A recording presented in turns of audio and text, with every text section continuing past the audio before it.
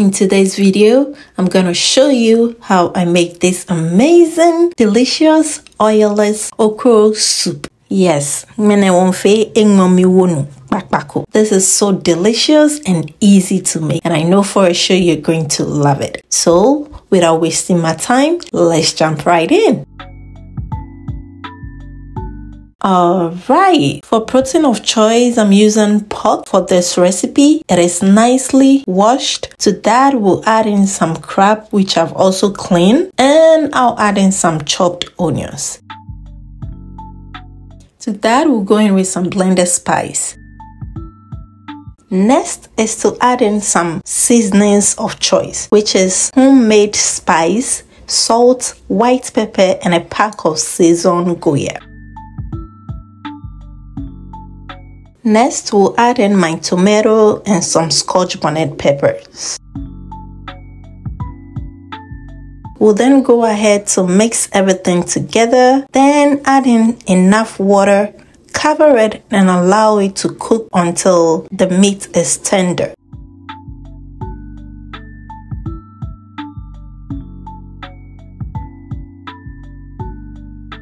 Alright guys, after 15 minutes later, we'll check the base of our soup. And it smells so amazing in here.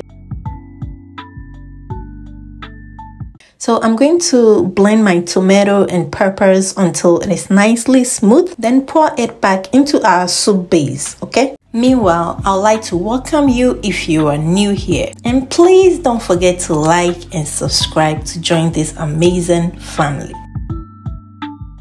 Once our blended ingredients is in, we'll go ahead to give it a gentle stir.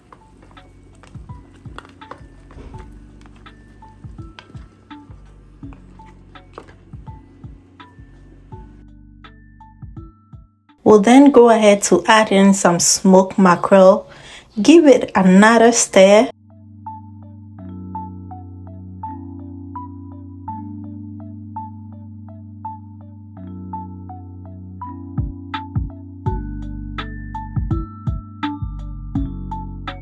So what I'll do next is to add in my chopped and grated okro. And what I usually do is that I prep my okro and save them in my freezer. So whenever I want to do any okro soup or stew recipe, I just bring it out, then defrost it.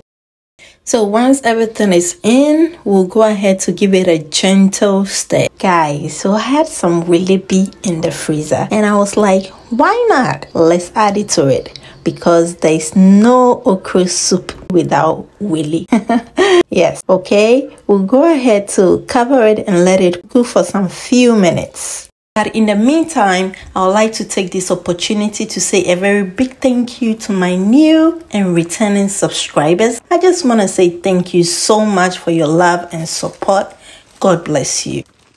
So at this point, it's ready, okay? But I'm just going to add in some spinach and just mix everything together and let it simmer for 2 minutes on high heat, just to let the spinach cook a little, and also making sure I don't overcook it.